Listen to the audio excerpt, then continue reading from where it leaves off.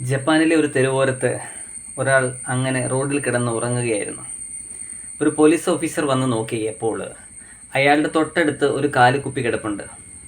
Officer തീരുമാനിച്ചു, ഇയാൾ മദ്യപാനിയാണ്, പിടിക്കുക തന്നെ. ആദ്യം അയാളെ കുപ്പിയിലേക്കൊന്ന് ശ്രദ്ധിച്ചു നോക്കി, ഏത് ബ്രാൻഡാണെന്നുള്ളത്. ഒരു ബ്രാൻഡും ഉണ്ടായിരുന്നില്ല, ഒരു സ്റ്റിക്കർ പോലും ഉണ്ടായിരുന്നില്ല. അദ്ദേഹം മെല്ലെ ചെന്ന് ഇയാളെ തട്ടി ഉണർത്തി.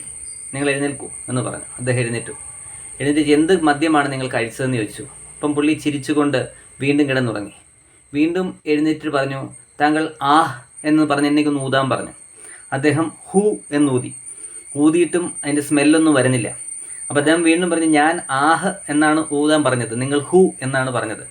അപ്പോൾ അദ്ദേഹം പറഞ്ഞു, ഞാൻ ഈ അഴുക്കൊന്നും എടുക്കാറില്ല. ആഹ് എന്ന് പറയണ ആ ഒരു വാക്കില്ലേ, അത് സങ്കടം ഉണ്ടാക്കുന്നതാണ്. ഹൂ എന്ന് പറഞ്ഞു കഴിഞ്ഞാൽ നമുക്ക് ഉത്തേജനം ഉണ്ടാക്കുന്നവയാണ്, സന്തോഷം ഉണ്ടാക്കുന്നവയാണ്.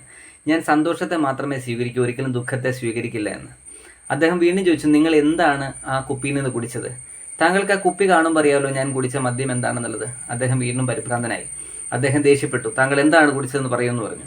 ആ കുപ്പിക്കകത്ത് താങ്കൾ എന്തെങ്കിലും കാണുന്നുണ്ടോ? ഒന്നുമില്ല. അപ്പോൾ ഞാൻ കുടിച്ചതും എന്ത് തന്നെയായിരിക്കും? ശൂന്യതയെ മാത്രമായിരിക്കും. ഞാൻ ശൂന്യതയെ ഭുജിച്ചതുകൊണ്ട് മാത്രമാണ് എനിക്ക് സന്തോഷമായി നിലനിൽക്കാൻ കഴിയുന്നത്. താങ്കൾക്ക് അതില്ലാത്തത് കൊണ്ടാണ് ദുഃഖവും ദേഷ്യവും ഉണ്ടാവുന്നതെന്ന്. ശൂന്യത എന്ന് പറഞ്ഞു കഴിഞ്ഞാൽ മനസ്സിലായല്ലോ, അദ്ദേഹം കഴിച്ചത് ധ്യാനമാണ്. അതിൽ നിന്ന് ഒരു വാക്ക് പോലും ഉള്ളിൽ നിന്ന് മോശമല്ലാത്തതൊന്നും വരില്ല എന്നുള്ള ഉറപ്പാണ് അദ്ദേഹം നൽകിയത്. അങ്ങനെ തന്നെ ആവട്ടെ നമ്മുടെ ഓരോരുത്തരുടെയും ജീവിതവും. Have A nice day. Thank you.